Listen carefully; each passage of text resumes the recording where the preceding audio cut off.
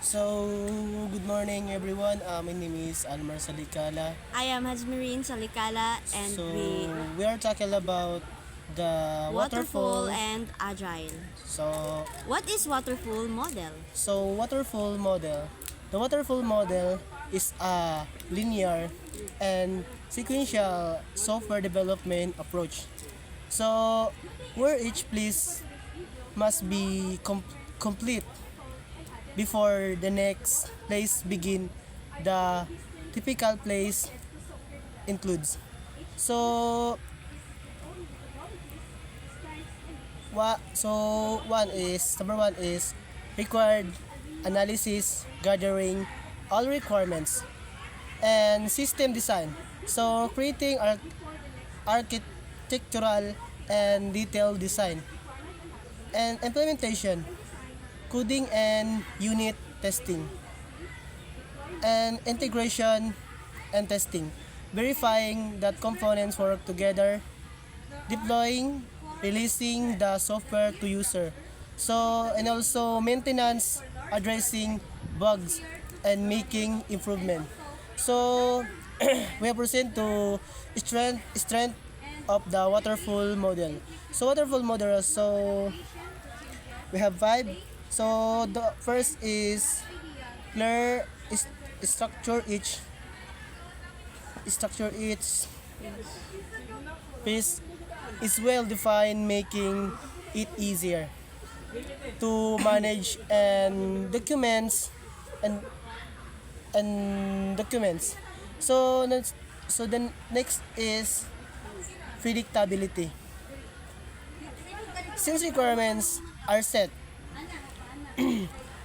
on front timelines and budgets and are more and predictable. So the next is good for large projects. So work well for projects with well-defined scope and required requirements. So the last is earlier to manage. So earlier to manage because everything is planned. Advanced project management is more is, and straightforward. So we have proceed to weakness of the waterfall model. So waterfall model is in flexibility. One of is complete revesting. It is costly and time consuming. And next is slow adoption to change. So requirements cannot easily be changed once development start. So late testing. Errors are often discovered late in the process, increasing the cost of fixing. So the last is easier to manage because everything is planned. Advanced project management is more straightforward. So let's proceed to weakness of the waterfall models. So in flexibility, one phase is complete. Revising it is costly and time consuming. So the next is slow adoption to change. So requirements cannot easily be changed once develop start.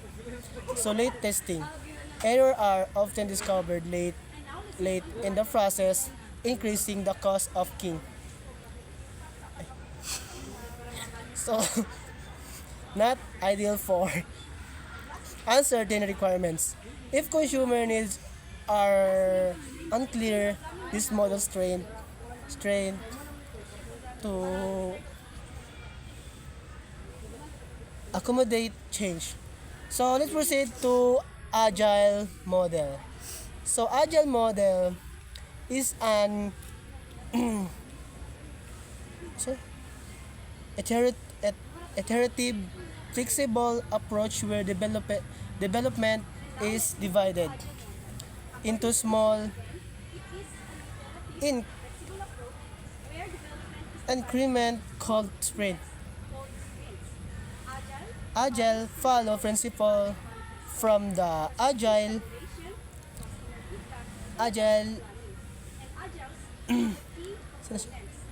So the last is manifesto. Manifesto emphasizing collaboration, customer feedback, and adaptive planning. So let's proceed the K Agile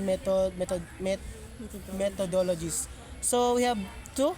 So the first is Scrum focuses on short sprint, one 1 to 4 weeks. 1 to 4 weeks with regular reviewers. So the last is Kanban. So uses a visual board to track progress and workflow.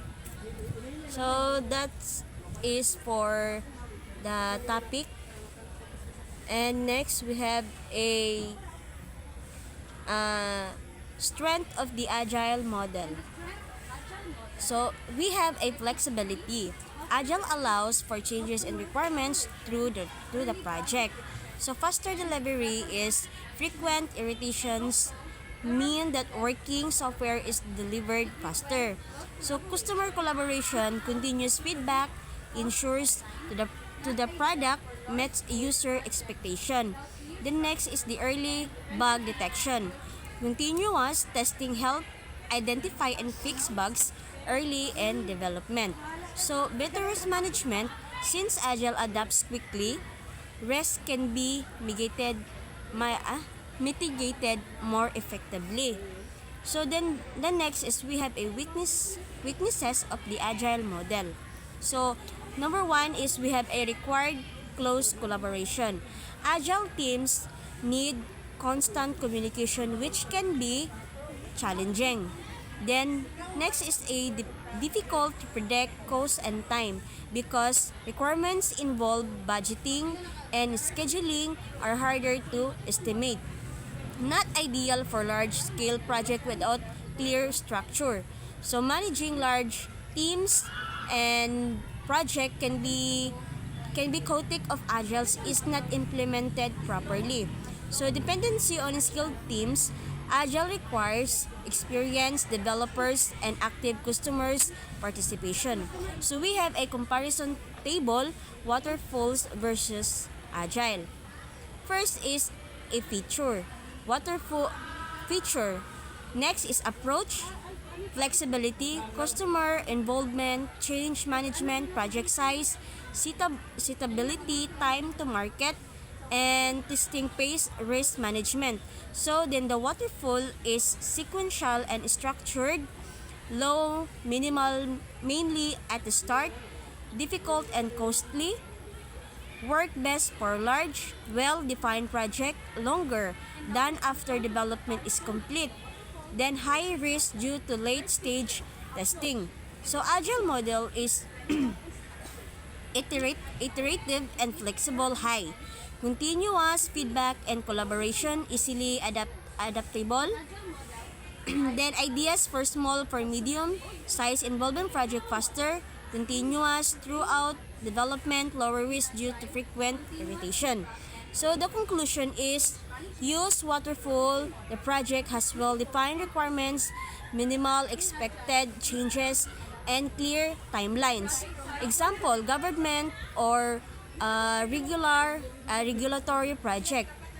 Use agile if the project requires the continuous update and feedback and rapid delivery of working features. So example, a mobile app development startup of software with involving requirements. So that is for our topic for today, and that is all about the we have a waterfall model, strength of the waterfall model, weakness of the waterfall model, agile model, K-agile methodologies, and strength of the agile model, weaknesses of the agile model. Then the last is comparison table, waterfall versus agile, and conclusion. So that's all. Thank you. Thank you. Don't forget to subscribe to our YouTube channel.